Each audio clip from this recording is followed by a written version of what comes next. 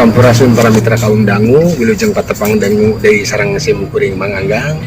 Juru dongeng Sunda di channel YouTube Dongeng Sunda Manganggang. Di wewengkon Puncak Habibi, perbatasan antara Provinsi Banten dan Provinsi Jawa Barat, tepatnya tetepi di basisir laut Karanglaut Pelabuhan Ratu. Mangga ngucapkeun hatur nuhun anu parantos maparin komentar sareng like-na, oge kanu parantos maca dongengna. Mugi kasayanana dibalas ku Gusti Allah. Kasayan anu langkung ageng tinu dipasikeun ka manganggang. Mangga mitra, sapertos tanya kolong ting kanu waktos urang barandungan bae dongengna. Brung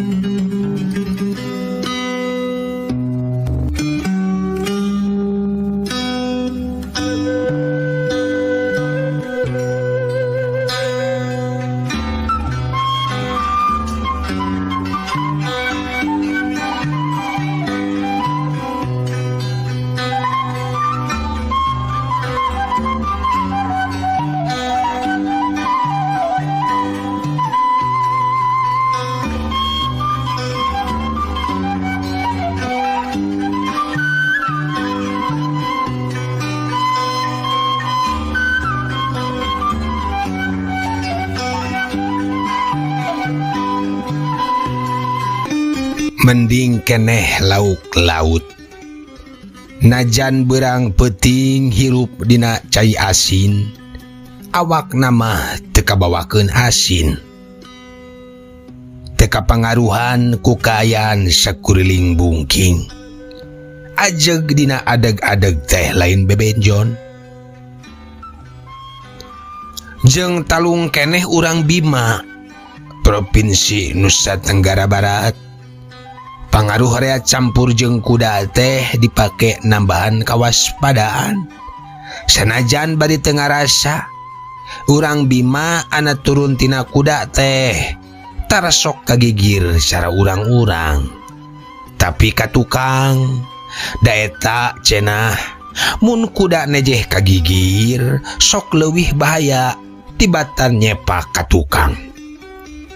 Nejeh kagigir mah hese ditakis jeung dicingcetkeunana. Tapi adanya paka tukang mah untung-untung sukuna bisa dipiheulaan ditewak. Tuluy disuntrungkeun moal teu ngajuraroh. Duka mun urang Bima turun tina kareta mesin atawa sapeda teh meureun motor zaman ayeuna mah. Nah sarua molonyon ka tukang kitu. Kawas turun tina kuda.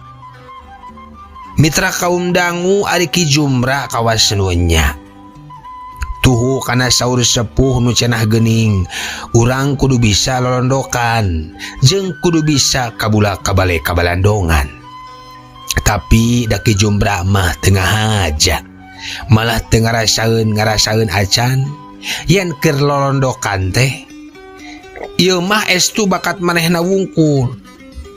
Perbawa watak dirina mun dibudak teh mah amis daging dicocok reungit bae tuluy melenting nyenang ngagendang. Tamahna ngaradang raheut saeutik bae teh kaop diantep tuluy ngaborok. Keur waktu Ki Jumra budak keneh manehna sok ngangon munding lantaran sapoe-poena gupak jeung munding jadi bae katepan adat munding. Mun aya laleur euteup dina celina atawa dina sirahna tara ieu sok ditepak kawas urang-urang tapi cukup ku digebes-gebeskeun bae. Mun ateul tara sok digaro kawas urang-urang tapi cukup ku digasah-gasahkeun bae persis munding. Sanggeus Ki Jumra rada gede kukolotna dipasantrenkeun atuh budak angon teh jadi santri. Ayeuna jadi leket puasa jeung leket tirakat. Bari getol salat jeung haripet ku berkat. Kaluar ti pasantren Ki Jumra tuluy cekel gawe di dayeuh. Nu jarakna lumayan jauh ti lemburna. Teu lila kawin, ngarumah tangga jeung urang dayeuh. Ki Jumra santri jadi priyayi teh, jadi poho kana temah wadi, cul salat cul tirakat paribasa dari ku gawe. Bulan puasa cukup milu bulana jeung milu lebaranana wungkul. Da eta cenah di kantor nama mun aya nu puasa teh sok pada ngageuh-geuikeun ka teu ari era cenah. Aya nu kitu mitra? Aya nu kitu? Teu aya. Ieu mah ngan saukur aya dina dongeng. Mitra kaum dangu tapi ari aya mitohana mah kawas nu nya bae Ki Jumra teh. Make cudah ciduh kawas nu keur puasa. Dur magrib asup ka kobong api-api kubat kabut ngebutkeun pangsujudan. Tapi salat mah henteu. Kuno jadi pamajikanana mindeng dikukuprak jeung digamreng. Sangkan Ki Jumra daek ngalakonan ibadah.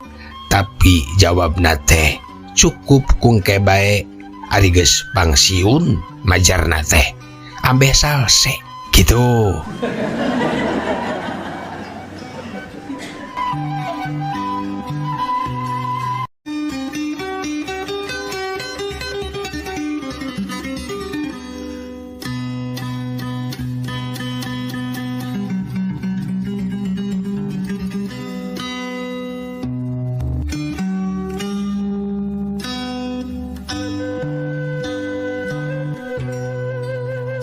Mitra kaum dangu teu karasa nyerelekna waktu. Heuleut sababaraha puluh tahun ti harita kocapkeun 35 tahun ka hareupna. Akhirna Ki Jumra pangsiun tina gawena. Bari teu boga nanaon ukur galitu kue ku anak. Tapi mitra parandene kitu sanajan duit pangsiuna ukur mahi 30 kiloan beas. Teu wudu hatena mah agul pohara. Dumeh cenah geus cucud enggoning bakti kalemah cai. Kulantaran ku pangalasa kitu henteu kaerong baris bibisaeun hirup manjang di dayeuh. Nya akhirna Ki Jumra tuluy balik ka lemburna. Lembur nu bareto ditinggalkeun bari teu mawa nanaon teh. Ayeuna sanggeus ngumbara 35 tahun di dayeuh. Lembur matuh banjar karang pamidangan disamper deui. Bari angger Ki Jumra teu mawa nanaon ukur mawa anak bae anu reuai. Malah batina mah angot kapanan basa indit ti lembur ka dayeuh teh. Sasat mawa keneh iman da karek kaluar ti pasantren teh.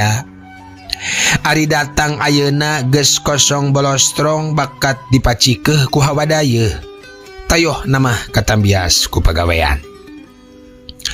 Ari cicingna di lembur teh na tangga jeung Mang Marbot.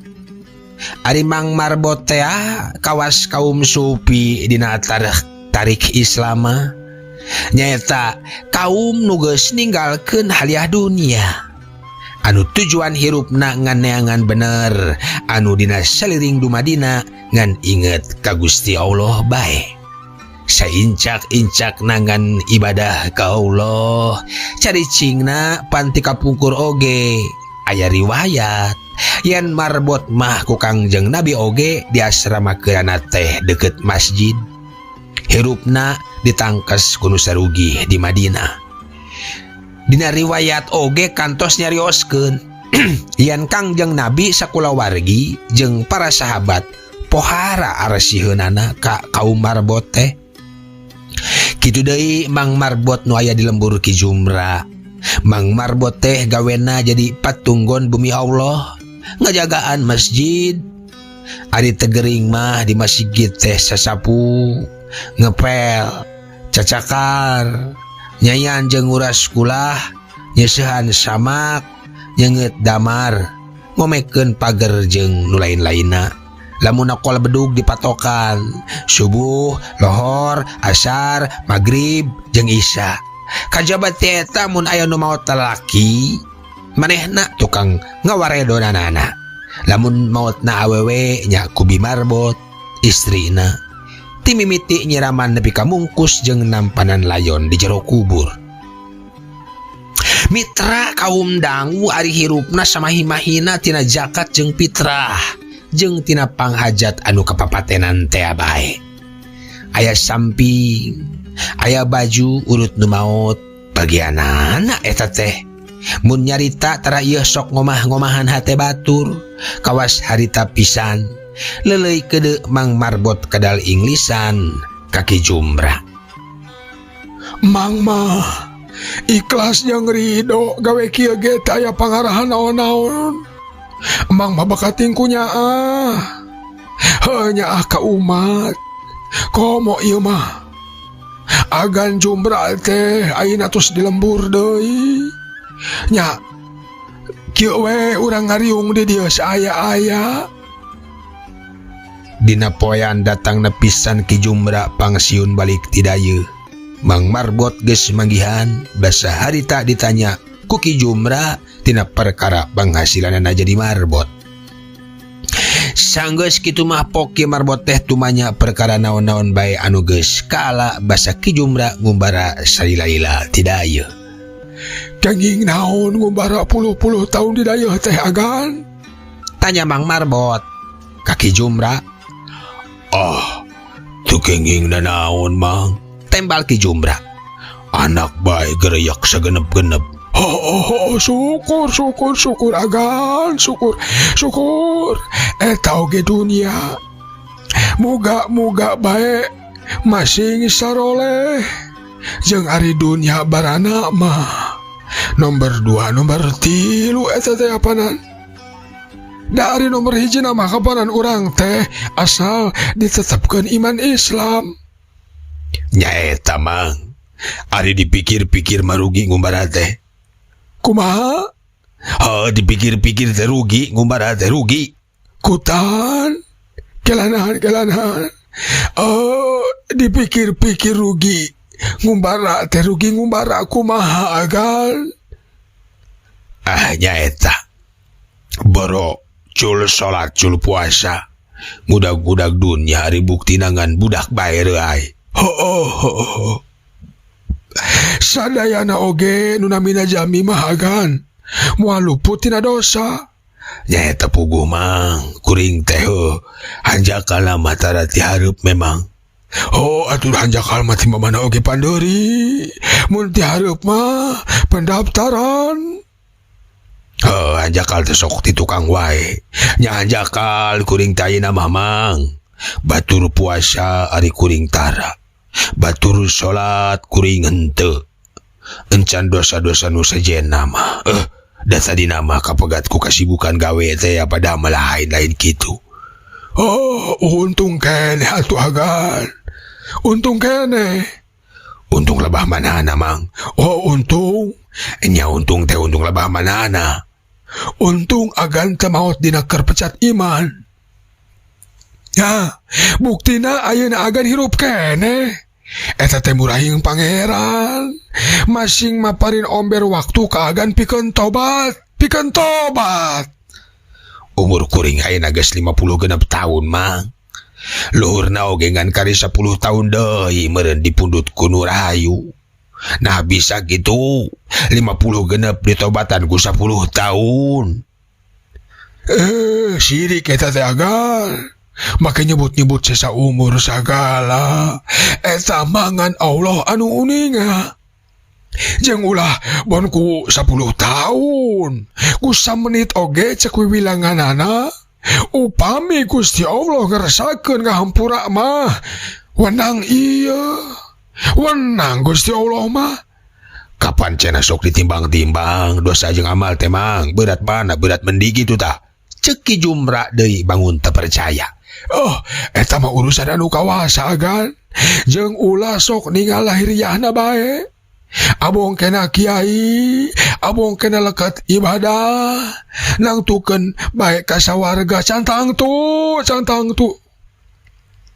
Loba kejadian, kiai merkosa santri-santri nah, kan kera roblog eta teh.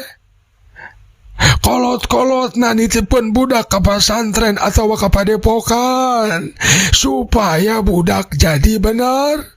Ya ngadon dirogala, ngadon diperkosa ku kiai nagera. Jadi ulah abong kena kiai, ulah abong kena leket ibadah. Malahan ulah abong kena aparat pan kamerikenan kamari. Tentara nembak warga sipil, tentara nembak polisi, polisi nembak polisi. Ya, anu maling motor digebugan ku masyarakat nepi ka paehna. Hukum alam, hukum naon teh istilahna nu kitu teh. Loba kejadian. Aya kiai anu sapopoena jika anu enya, tapi horeng osok ngaweaan ngajaprian pamajikan batur gitu ta. Naon mang kalah ka nyanyi gitu mang. Oh lain nyanyi ieu mah. Oh gitu pokoknya mah eta mah urusan anu kawasa jeung ulah sok ningali lahiriana bae. Cantang tuh gerak. Ieu mang gaduh dongeng. Cek Mang Marbot. Dongeng naon mang? Cing dongeng keun atuh. Mitra kaum dangu atuh barabat ku Mang Marbot didongengkeun. Ari dongengna teh kieu mitra, mangga urang barandungan bae.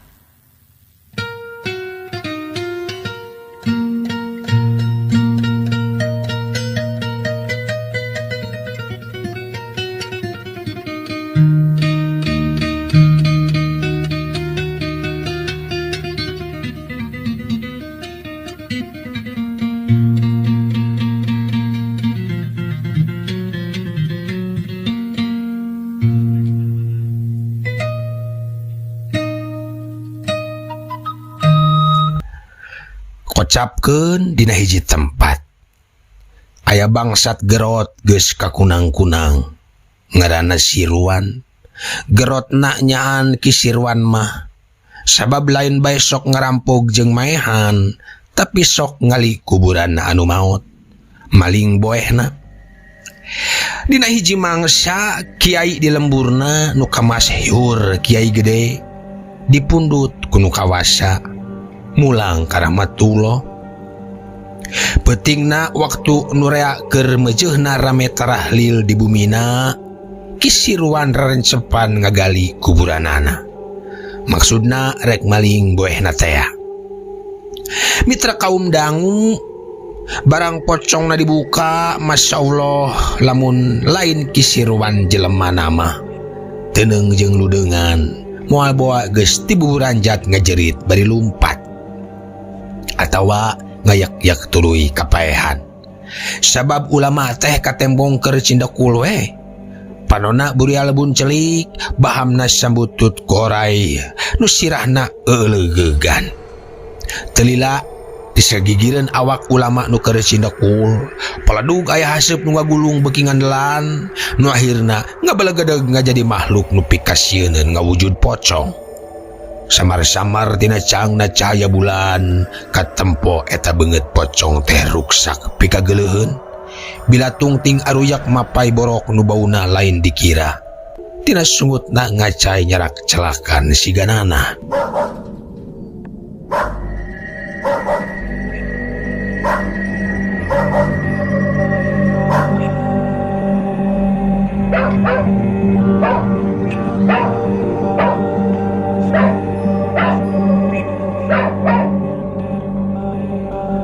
Ki Sirwan dibawa ku eta pocong ka hiji tempat anu aheng. Sajajalan manehna nempo jalma-jalma siga keur disariksa. Digawekeun bari dikawal ku makhluk jarangkung gede, pikasieun eta jalma-jalma teh ting gorowok ting jerit minta tulung beri ampun-ampunan. Duka baroga salah naon eta jalma-jalma teh nepi ka digawekeun bari disariksa taya rasa-rasan. Telila siut pelesat awak Kisirwan dibawa deui ka jero kuburan, sok ditunda di hareupeun ulama teh. Dina kaayaan kitu Kisirwan teu kapalang wani pok eta layon ulama nu keur cindekul teh ditanya. Kaula naon Mama Kiai? Naon sababna nu mata kajadian kieu? Ditanya kitu ku Kisirwan, pok Kiai teh ngawalonna bari semu ngosok. Ya Sirwan, syukuran dikadatang.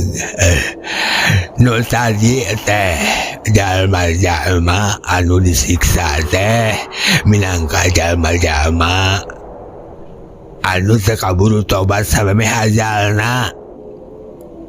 Syukur maneh hari geus nempo mah. Puguh ge kaula rek minta tulung. Ya Sirwan, nu matak sungut kaula dicocokan oray oge sabab waktu kaula hirup geus ngadahar buah dalima boga tatangga. Kalawan tementa rinona kanu boga heula. Padahal eta teh dalima teh kabawa palid ku Cileungcang anu ngocor si buruan tatangga teh kaburuan kaula. Kaula rasa mohaka tuluy bae di dahar. Tina hal eta omat kaula tulungan Sirwan pangmentakeun ridona kanu boga sangkan kaula lesot tina panyiksa. Mitra kaum dangu singket ieu riwayat Kisirwan nyanggupan tuluy hanja tina liang kubur gura giru manehna ngajugjug imah tetangga ajengan teh.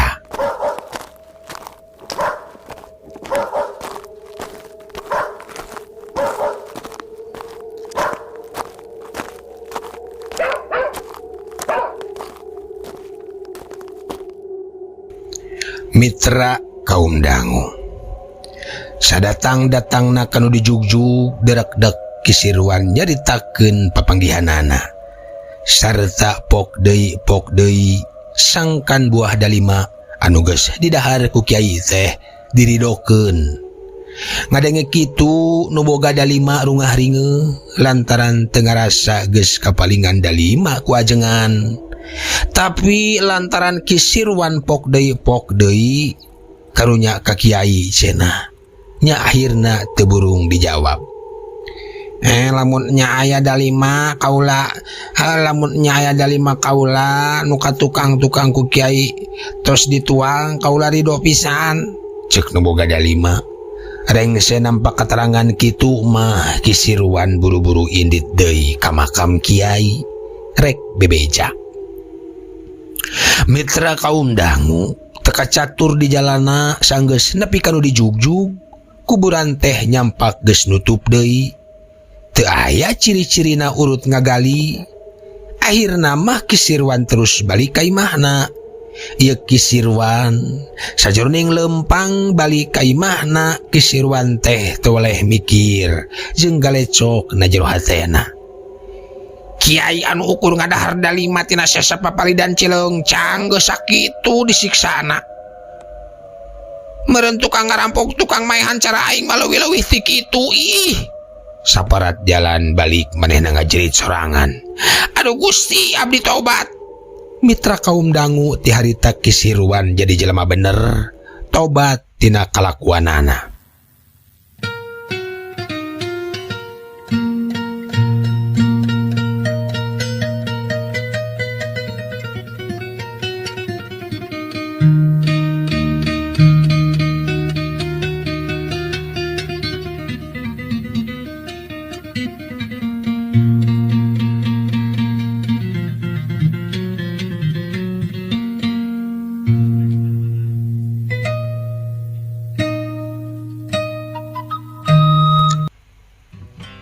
Mitra poe ka poe mitra geus kaliwatan mitra. Tengendak lila heuleut 3 bulan ti harita Kisirwan maot. Gering Tetangga-tetangga teu aya nu haat nguruskeun mayitna. Basana kabeh oge najis teuing cenah kudu nguruskeun mayit bangsat. Lantaran pada ngantep teh tayohna mayit teh burak-rakan ngagoler bae di mana. Bauna audubillah mabek kamana-mana. Genep poe kituna teh. Peuting katujuhna ajaib berai cahaya ngagebur hibar. Imah kisirwan marakbak hurung kawas anu kahuruan.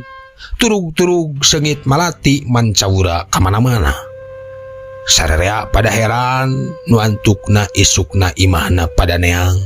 Tapi mayit kisirwan geus teu aya leungit tanpa lebih ilang tanpa karana.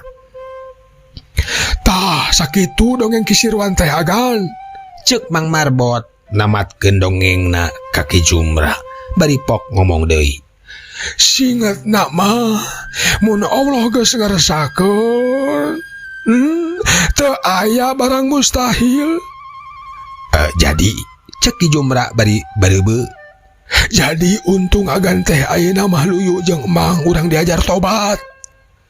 Mangga Mang bismillah. Cek Ki Jumra ngucap basmalah. Alhamdulillah tetulus bae nundutan. Cek Mang Marbot deui. Naon teh Amang? Tanya Ki Jumra. Si Londok. Mang ngasok teuing-teuingun. Nepi ka disasarwakeun jeung Londok. Hampuragan. Bakating kunya Mang teh. Bakating kunya Tembal Mang Marbot kalayan daria.